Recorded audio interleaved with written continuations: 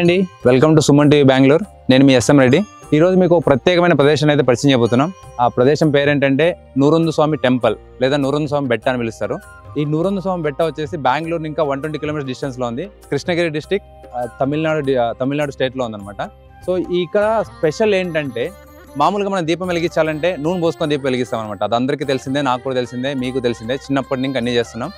కానీ ఇక్కడ స్పెషాలిటీ ఏమిటంటే, ఈ దేవుడు మహత్యం ఏంటంటే, ఇక్కడ దీపం వెలగాలంటే కొబ్బరి నీళ్ళు ఉన్నాయి కదా, మనం రెగ్యులర్గా తాగుతాం కదా, హెల్త్కి మంచి అనేసి కొబ్బరి నీళ్ళు, ఆ నీళ్ళతో దీపం వెలుగుతుందంట. అది ఈ స్వామి ప్రత్యేకత. ఇక్కడ ఉన్న స్వామి వచ్చేసి శివయ్య. సో ఆ స్వామి ప్రత్యేకత ఏంటో, ఇక నూరొందు అనే వర్డ్ వచ్చేసి కన్నడ వర్డ్ అనమాట. నూరొందు అంటే 101 అని తెలుగులో మీనింగ్. ఆ పేరు ఎలా వచ్చింది, ఇది ఎవరు పెట్టారు, ఈ టెంపుల్ ప్రత్యేకత ఏంటి, ఎన్ని రోజులు ఇంకా టెంపుల్ ఉంది ఏంటి అనేది తెలుసుకుందాం రాండి. ఇంకా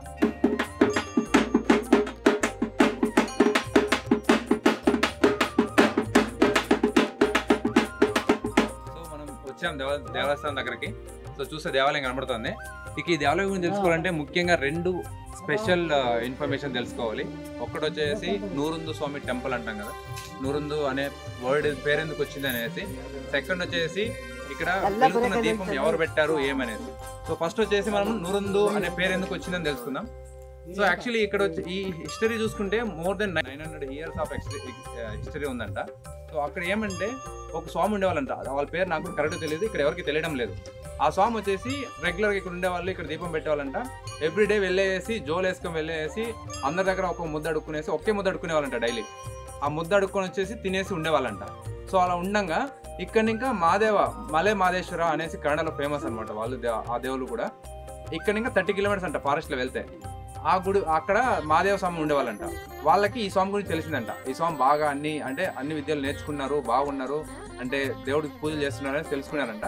సో ఈ స్వామి పరీక్షించాలని చెప్పేసి ఆ మలే మాదేశ్వర స్వామి వాళ్ళతో పాటు 99 మంది వాళ్ళ శిష్యులు కలిసి వాళ్ళ వేషం మార్చుకొనేసి ఈ స్వామి దగ్గరకు వచ్చేసి భిక్ష అడుగుతారంట. మేము ఇలా బయట వెళ్తున్నాం, మాకు ఆకలిస్తుంది, భిక్ష కావాలి అని అడుగుతారంట.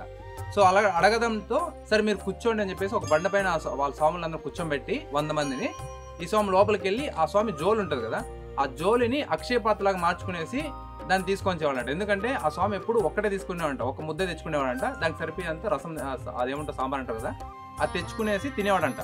అతని దగ్గర వేరే ఇంకేం లేవంట ఆ స్వామి దగ్గర. సో అలా ఉండంగా వీళ్ళు వచ్చి అడగడంతో ఆ జోలిని అక్షయపాత్రలాగా మార్చేసి అందరిని కూర్చోబెట్టి పెట్టేసి ఒక్కొక్కరు ఒక్కొక్క ముద్ద పెట్టుకుంటూ వెళ్ళారంట. ఎంత పెట్టినా అక్షయపాత్ర తగ్గలేదంట. సో ఫైనల్గా అందరికి పెట్టేసిన తర్వాత ఆ స్వాములు వచ్చి మీరు కూర్చొని తినేసేయండి అనేసి అనేవాడికి, భిక్ష చేయండి అనేవాడికి. ఆ స్వాముడు కూర్చొని ఒక ముద్ద తీసుకొని భిక్ష చేశారంట. వీళ్ళందరికీ కడుపు నిండిపోయిందంట. బట్ ఆ అక్షయపాత్రలో మాత్రం ఏమీ తగ్గలేదంట, అన్నం మాత్రం అలాగే ఉందంట. సో అప్పుడు ఆ మలే మాసం మళ్ళీ ఆ స్వయం రూపానికి వచ్చేసి మాకందరికీ మంచి చేసాం, చాలా సంతోషంగా ఉంది. సో మా 100 మంది పేర్లతో పాటు మా 100 మంది పేర్లు కూడా నీకే రావాలని చెప్పేసి ఈ 100 మంది పేర్లు ప్లస్ ఆ స్వామి పేరు కలిపి నూరొందు స్వామి అనే పేరు వచ్చిందంట. ఇది ఒక తెలిసిన మనకి కథ అనమాట. ఇక లోపలికి వెళ్ళేసి ఆ దీపం స్పెషాలిటీ ఏంటి, దీపం ఎలా పెడుతున్నారో దాని గురించి తెలుసుకుందాం రండి.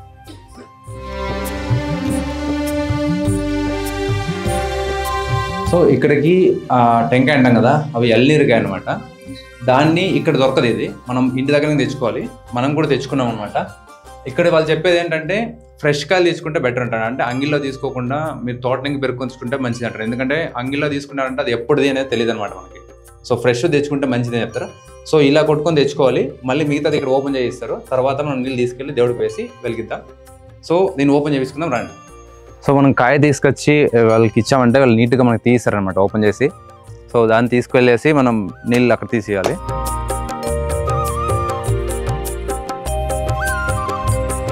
సో ఇలా తీసుకున్న కాయని తీసుకెళ్ళి లోపలికి ఇచ్చామంటే పూజారి వాళ్ళు మన నీళ్ళు వేసి నీట్ క్లీన్ చేసి పూజ చేసి ఇస్తారనమాట. సో దీన్ని ఇచ్చేటప్పుడు మనం మొక్కునేసి, మనం ఏదైనా మనసులో మొక్కుని ఇచ్చామంటే కంపల్సరీ నెరవేరుతుంది అనుకుంటున్నారు. సో అలాగే మనం మొక్కుందాం.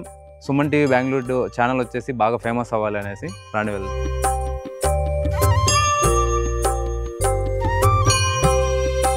సో గుళ్ళకి ఎంటర్ అయిన మనకి ఫస్ట్ నందీశ్వర దర్శనం ఇస్తారు. శివయ్యని చూడాలంటే నంది పర్మిషన్ కంపల్సరీ ఇంపార్టెంట్ అనేసి మీకు అందరూ తెలిసిందే, అందరూ చెప్తుంటారు. నంది పర్మిషన్ లేదే శివయ్య దగ్గరికి వెళ్ళడానికి అవ్వదని చెప్తారు. సో ఫస్ట్ నందిని దర్శనం చేసుకుందాం. నందిని దర్శనం చేసుకొని మనం ముందుకు వెళ్ళిన తర్వాత మనకు గణపతి దర్శనం ఇస్తారు. సో గణపతి వచ్చేసి మీకు తెలిసిందే, ఫస్ట్ పూజ ఏదైనా చేయాలంటే ఫస్ట్ గణపతితో స్టార్ట్ చేస్తాం. సో గణపతి కూడా మనం దర్శనం చేసుకునేసి ఇక గుళ్ళకి మెయిన్ గుళ్ళకి అయితే ఎంటర్ అయిపోదాం. సో మెయిన్ గుళ్ళకి అయితే వచ్చేసాం. అక్కడ చూసారంటే దీపం అక్కడ వెలిగిస్తారనమాట ఆ లాస్ట్లో. ఇక్కడ శివయ్య వాళ్ళు. సో ఇక్కడ ఈ దీపం ఎలా పెడతారో, ఈ దీపాన్ని ఎవరు స్టార్ట్ చేశారని తెలుసుకుందాం రండి. అది చూస్తున్నా కదా టెంకాయ నీళ్ళు, దీపం అయితే ఫుల్ ఖాళీ ఉందన్నమాట. టెంకాయ నీళ్ళు మాత్రం మనం వస్తున్నాం.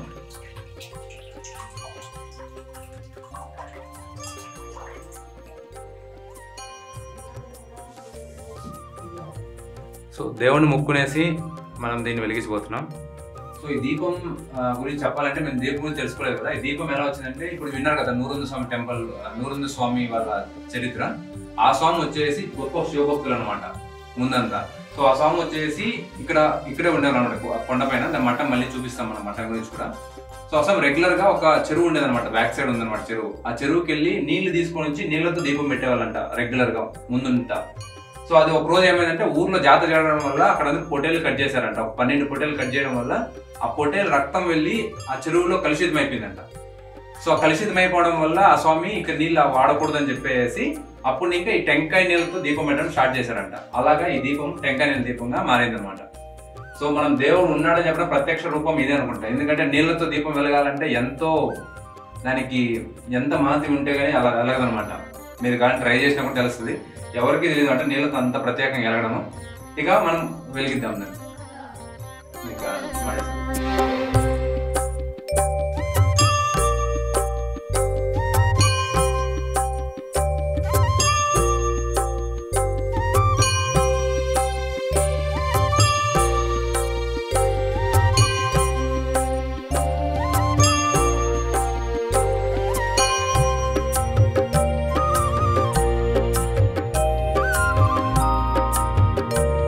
సో దీపం చూపిస్తారా అండి. సో చూస్తున్నారు కదా దీపం ఎంతగా ఎక్కువగా వెలుగుతుంది అనేసి. సో దీపం ఎంత వెలగాలంటే దేవుడు ఆజ్ఞ లేకుండా ఏది వెలగదనమాట. ఇంకొకటి మెయిన్ విషయం ఏంటంటే ఇక్కడ తప్పితే ఇంక ఏ ప్రదేశంలో పెట్టినా కూడా ఈ దీపం వెలగదంట. సో అది ఈ దీపం స్పెషాలిటీ. ఇక్కడ చూసారంటే 3 లింగాలు ఉన్నాయన్నమాట. ఇక్కడ ఒకటి ఇక్కడ ఒకటి. ఇది వచ్చేసి ఆ నూరుంద స్వామి పెట్టి ఇక్కడ చూడండి పెట్టిన వాళ్ళంట. ఇక్కడ చూడండి ఇది మొత్తం ఇది గుడి కాదనమాట, ఇది గృహం అనమాట. ఇదంతా బండ చూడండి. సో గృహలాగా పెట్టుకునేసి ఆ స్వామి అప్పుడు ఇంకా పూజ చేసేవాళ్ళు అనమాట. సో నీళ్ళు పెట్టి దీపం వెలిగిస్తాం. అప్పుడు ఇంకా మళ్ళీ టెంకాయ నీళ్ళ వరకు ఇది మొత్తం గృహే చూడండి. సో ఇక్కడ మనకి నిల్చుకోవడానికి కూడా స్పేస్ ఉండదన్నమాట, చాలా చిన్నది. ఇది గుడి అయితే కాదనమాట, గృహలాగా ఉందనమాట. గృహలోనే గుడి కట్టి పూజ చేసేవాళ్ళు అనమాట. వాళ్ళు అన్నం పెట్టారు కదా 100 మందికి. ఆ బండ కూడా బయట ఉంది, అది చూద్దాము. అలాగే ఆ స్వామి వాళ్ళ మఠం కూడా చూద్దాం, అది కూడా చూపిస్తాను. ఇక మనం ఈ దేవుని దర్శనం చేసుకునే దీపం చూశారు కదా, ఇక మనం ఆ దర్శనానికి అయితే వెళ్దాం రండి. సో మనం ఇప్పుడు గుడి గురించి అయితే తెలుసుకున్నాం కదా. గుడి గురించి ఆ దీపం ఎలా వెలుగుతుంది ఏమనేసి మొత్తం తెలుసుకున్నాం కదా. సో ఇదైతే గుడి గురించి కంప్లీట్ అయిపోయింది. ఇక మనము మఠం గురించి తెలుసుకుందాం. మఠానికి ముందర వెళ్తే మఠం ఇక్కడ ఇంకా 1 కిలోమీటర్ వెళ్తే మఠం దొరుకుతుంది. దానికంటే ముందర ఈ స్వామి 100 మందికి భోజనం పెట్టాడని చెప్పారు కదా బండ. ఆ బండ చూపిస్తాం రండి, అది కూడా చూసేసి అక్కడి నుంచి మఠానికి అయితే వెళ్దాం. సో మనం బండపైకి అయితే వచ్చేసాం, అదే భోజనం పెట్టిన బండపైకి. సో ఆ స్వామి వచ్చేసి ఇక్కడ తన జోలిని అక్షయపార్తగా మార్చుకున్న ప్రదేశం ఇదే అనమాట. ఇక్కడ తన జోలి తీసి పెట్టి దాన్ని అక్షయపార్తగా మార్చుకునేసి ఇంకా తర్వాత ఇక్కడి ఇంకా తన జోలి తీసుకునేసి ఈ బండ పైన ఆ 100 మంది స్వాములను కూర్చోబెట్టి తను కూడా కూర్చొని భిక్ష చేసిన ప్రదేశం ఇదనమాట. సో మీరు చూస్తే మీకు ఒక ఐడియా వస్తుంది. ఇక్కడ 100 మంది కూర్చొని భోజనం చేశారనమాట. సో ఫైనల్గా మనం బండ గురించి కూడా తెలుసుకునేసినాం, టెంపుల్ గురించి కూడా తెలుసుకునేసినాం. ఫైనల్గా మిగిలింది మఠం గురించి. ఆ మఠం గురించి కూడా తెలుసుకునేద్దాం రండి ఇంకా. సో ఫ్రెండ్స్ మనం మఠానికి అయితే వచ్చేసాం.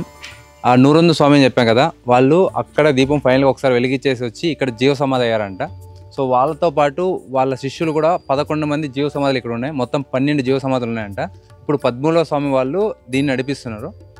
లోపలికి వెళ్ళేసి చూసి ఇంకా దీని గురించి ఇంకా చాలా ఉన్నాయి చెప్పడానికి, అవి కూడా తెలుసుకుందాం రండి.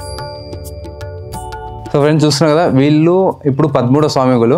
యాక్చువల్లీ వీళ్ళకి కొద్దిగా తెలుగు ప్రాబ్లం వల్ల నేను ఎక్స్ప్లెయిన్ చేస్తున్నా. సో వీళ్ళు ఇప్పుడు 13వ స్వామిగులు అనమాట. 13వ వంశం అంటారు కదా, వాళ్ళు చూసుకుంటున్నారు. మిగతా వాళ్ళు 12 మంది సమాధులు లోపల ఉన్నాయి. సో స్వామి ఎక్స్ప్లెయిన్ చేయడానికి ట్రై చేస్తాం, కానీ కన్నడ వల్ల తెలుగు రాకపోవడం వల్ల ఎక్స్ప్లెయిన్ చేయలేకపోతున్నారు. ಪರವಾಗಿಲ್ಲ ಸ್ವಾಮಿ, ನಾನು ಹೇಳ್ಕೊಂತೀನಿ, ತೊಂದರೆ ಇಲ್ಲ. ನಾವು ಜಸ್ಟ್ ಹಿಂಗೆ ಹೋಗಿ ನೋಡ್ಕೊಳ್ಳೋಣ. ಸೊ ಬನ್ನಿ ಇನ್ನೂ ಒಳಗೋಗಿ ನೋಡೋಣ, ಒಳಗೆ వెళ్తుందాం.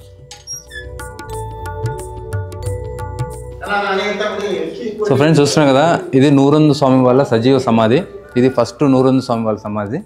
ఇంకా అటువైపు చూసారంటే ఇంకా అక్కడ మొత్తం 11 సమాధులు ఉన్నాయి. వీళ్ళ తర్వాత వీళ్ళ శిష్యులందరూ అక్కడ అక్కడ మొత్తం 11 సమాధులు ఉన్నాయన్నమాట. సో ఇది వాళ్ళ జీవ సమాధి అయింది అది. సో ఈ స్వామి వాళ్ళు పూజ చేస్తారన్నమాట, రెగ్యులర్గా పూజ చేసి దాని గురించి మనకు చెప్తారు.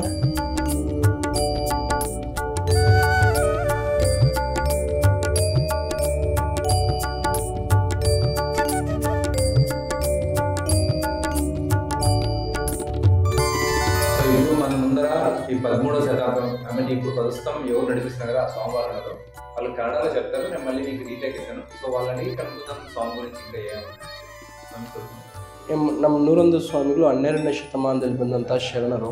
ಆ ಬಸವ ಕಲ್ಯಾಣದಿಂದ ತಾವು ನೋಡ್ಕೊಂಡು ಬಂದ್ರಲ್ಲಿ ಎಳ್ನೀರಲ್ಲಿ ದೀಪ ಉರಿತದಲ್ಲ, ಆ ಸ್ಥಳದಲ್ಲಿ ಅವರು ತಪಗೈದು ಅಲ್ಲಿ ಎಳ್ನೀರಲ್ಲಿ ದೀಪ ಹಚ್ತಾರೆ. ಈಗ ತಾವೆಲ್ಲ ನೋಡ್ಕೊಂಡು ಬಂದ್ರಲ್ಲ, ಅಲ್ಲಿಂದ ಬಂದು ಏನು ಮಾಡ್ತಾರೆ ಅಂದರೆ ಆಗಿನ ಕಾಲದಲ್ಲಿ ಅವರು 100 ಜನಕ್ಕೆ ಅನ್ನದಾನ ನೀಡಿದಂಥ ಶರಣರು. ಒಂದೊಂದು ಮುದ್ದೆ 100 ಜನಕ್ಕೆ ಅನ್ನ ನೀಡಿದಂಥ ಶರಣರು. ಅಲ್ಲಿಂದ ಬಂದು ನೀವು ಅಲ್ಲೆಲ್ಲ ನೋಡ್ಕೊಂಡು ಬಂದ್ರಲ್ಲ, ಅಲ್ಲಿಂದ ಬಂದು ಇಲ್ಲೊಂದು ಗವಿ ಇದೆ ಕೆಳಗಡೆ ಒಂದು, ಆ ಗವಿಯಲ್ಲಿ ನೆಲೆಸಿ ಈ ಮಠವನ್ನು ಸ್ಥಾಪನೆ ಮಾಡ್ತಾರೆ ಹಿಂದ್ಗಡೆ. ಈ ಮಠವನ್ನು ಸ್ಥಾಪನೆ ಮಾಡಿದ್ಮೇಲೆ ಈ ಮಠಕ್ಕೆ ಮಠ ಕಟ್ಟಿದ್ಮೇಲೆ ಒಬ್ಬರು ಶಿಶು ಬೇಕು, ಮಠಾಧಿಪತಿಗಳು ಬೇಕು. ಆವಾಗ ಒಂದು ತಾತ ಅಜ್ಜಿ ಇರ್ತಾರೆ, ಅವ್ರಿಗೆ ಒಂದು ಪುತ್ರ ಭಾಗ್ಯ ಇಟ್ಟು ಅವರ ಪರಂಪರೆಯಲ್ಲಿ ಇಬ್ಬರು ಅವ್ರ ಮಕ್ಕಳು, ಒಬ್ಬರು ಈ ಮಠಕ್ಕೆ ಮಠಾಧಿಪತಿ ಆದರು, ಇನ್ನೊಬ್ಬರು ಮಠಕ್ಕೆ ಮ್ಯಾನೇಜರ್ ಆದರು. ಮಠಾಧಿಪತಿಗಳು ಸನ್ಯಾಸಿ ಆದರು, ಮ್ಯಾನೇಜರ್ಗೆ ಮಕ್ಕಳಾಯಿತು, 2 ಮಕ್ಕಳು. ಹೀಗೆ ಪರಂಪರಾಗತವಾಗಿ ಈ ಮಠಕ್ಕೆ ನಾವು 13ನೇ ಮಠಾಧಿಪತಿಗಳಾಗಿ ఈ మఠವನ್ನು ఓపెన్ అవుతా ఇది. సో ఫ్రెండ్స్ విన్నారు కదా, స్వామి ఏంటంటే ఈ 101 స్వామి వాళ్ళు వచ్చేసి 12వ శతాబ్దం వాళ్ళు అనమాట.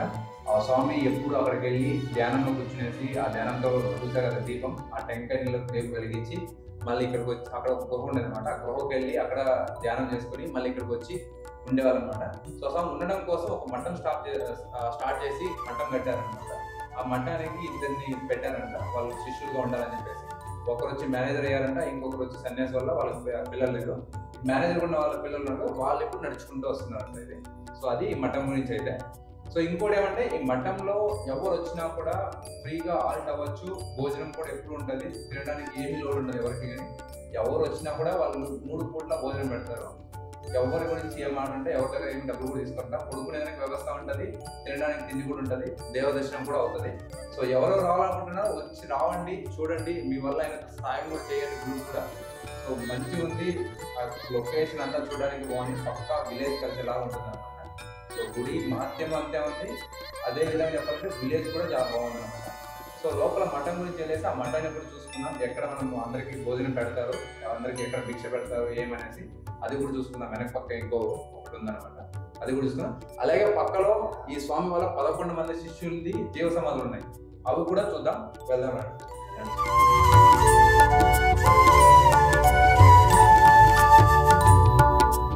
సో ఇక్కడ చూసారు కదా, అది వచ్చి ఫస్ట్ స్వామి వాళ్ళది 101 స్వామి వాళ్ళ జీవ సమాధి పక్కలో ఉండేది. ఇంకా అక్కడి ఇంకా ఒక్కరి తర్వాత వాళ్ళ శిష్యులందరూ 11 మంది ఇక్కడ ఉన్నారన్నమాట జీవ సమాధి. సో 11 స్వామి ఒకరు 12, ఇప్పుడున్న వాళ్ళు వచ్చేసి 13వ స్వామి వాళ్ళు, వీళ్ళు చూసుకుంటారు అనమాట. ఒకసారి చూడండి మొత్తం జీవ సమాధులు ఎలా ఉన్నాయి.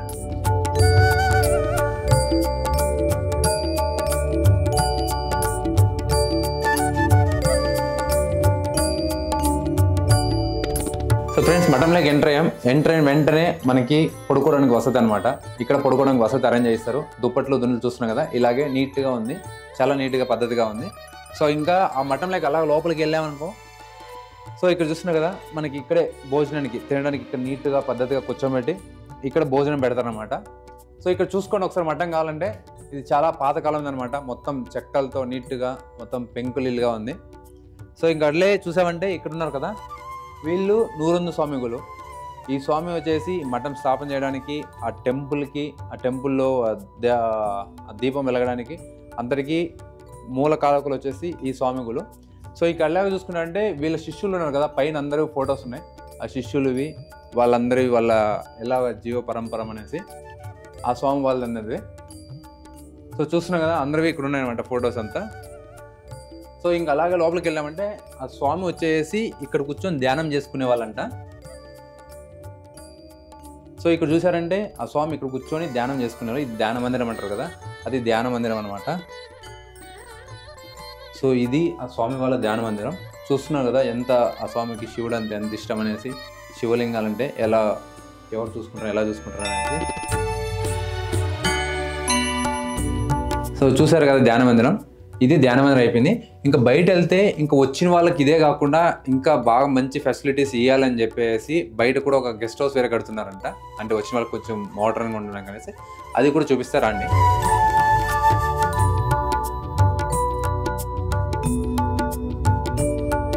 సో ఫ్రెండ్స్, ఇంతవరకు చూసారు కదా, అది వచ్చి పాతదనమాట. పాత కాలంలో కట్టింది, దాన్ని అలా కంటిన్యూ చేశారు. ఇప్పుడు జనాలు అంటే భక్తులు ఎక్కువ అవడం వల్ల సో వాళ్ళు కొత్తగా మళ్ళీ దీన్ని కొత్త వసతి గృహం కట్టడాలనేసి ప్లాన్ చేసి స్టార్ట్ చేశారు. సో ఆల్రెడీ చూసినా కదా, ఒక 20% 30% కంప్లీట్ చేశారు. మిగతాది కూడా కంప్లీట్ చేస్తున్నారు. వచ్చిన వాళ్ళకి ఎవరికి తొందర కాకూడదు, అందరినీ బాగా చూసుకోవాలి, అందరికీ మంచిగా అన్నము పడుకోవడానికి వసతులు అన్నీ కల్పించాలనే వాళ్ళ ఉద్దేశంతో చాలా మంచిగా చేస్తున్నారు.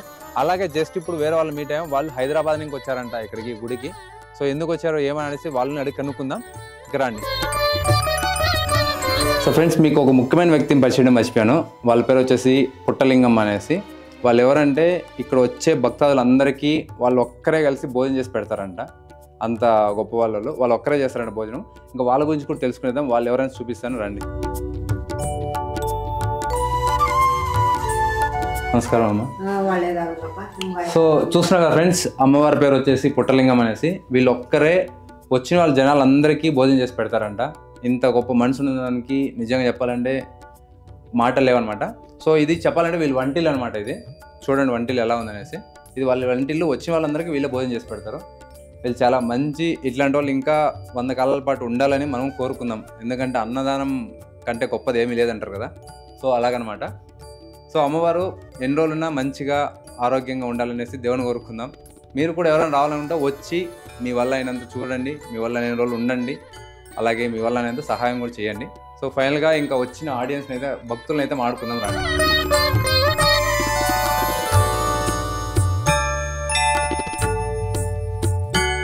సో ఫ్రెండ్స్, ఇక్కడికి వచ్చిన భక్తులు ఎలా ఫీల్ అవుతున్నారు, వాళ్ళ ఫీలింగ్స్ ఏంటని తెలుసుకుందాం రండి.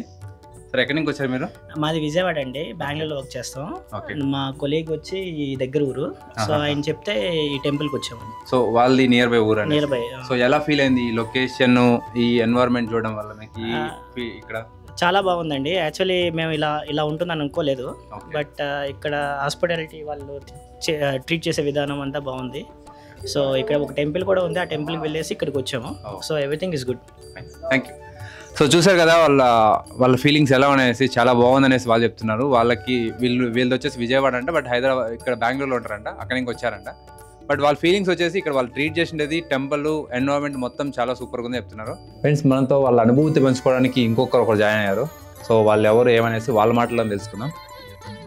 సార్, మనం శివಣ್ణ చౌదరి నుంచి. మేము వచ్చే న్యాయవాది, హోసూర్లో ప్రాక్టీస్ చేస్తూ ఉన్నాము. 1985 ఇంకా మేము వకీల్గా ప్రాక్టీస్ చేస్తూ ఉన్నాము. మేము వచ్చి దేవస్థానాలు అది అంటే మాకు కొంచెం ఈ దేవస్థానాలు చూడాలంటే లేదా దానికి ఏమన్నా సహకారాలు చేయాలంటే మాకు చాలా దీనిగా ఉంటుంది. కాబట్టి మేము అప్పుడప్పుడు విజిట్ చేస్తూ ఉంటాము.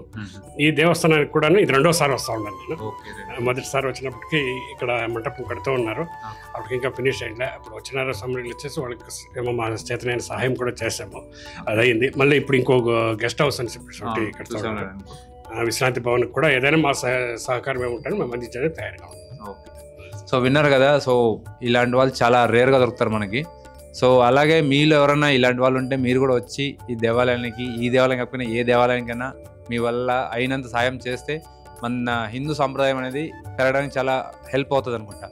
సో ఇది వీళ్ళ అభిప్రాయం టెంపుల్స్ గురించి. సో ఫ్రెండ్స్, చూశారు కదా, ఆ శివయ్య మహత్యంతో వెలుగుతున్న నీరు దీపము, ఈ మఠంలో పెడుతున్న ప్రసాదము.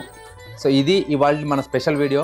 ఇలాంటి మరిన్ని వీడియోస్ అండ్ ఎక్స్ప్లోరర్స్ కోసం సుమన్ టీవీని లైక్, షేర్ అండ్ సబ్స్క్రైబ్ చేసుకోవడం మాత్రం మర్చిపోకండి. Thank you.